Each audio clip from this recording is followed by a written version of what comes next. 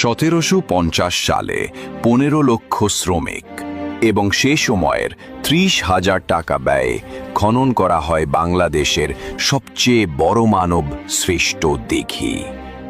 দিনাজপুরে খরা, মানুষ মরছে তৃষ্ণায়। সেই সময় সামনে এগিয়ে এলেন রাজা রামনাথ।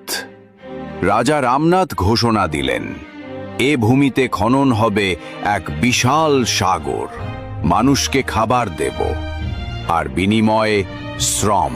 কিন্তু বছর কেটে যাচ্ছে, অদ্ভুতভাবে পানি উঠছে না। মানুষ বলল, এই ভূমি অভিশপ্ত। লোক কোথায় শোনা যায়। রাজা এক রাতে স্বপ্নে দেখলেন, বলিদান ছাড়া এই সাগর পূর্ণ হবে না।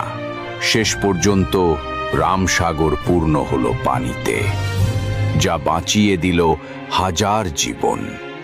আজ এখানেই আসে হাজার মানুষ, শান্তি খুঁজতে, সৌন্দর্য দেখতে।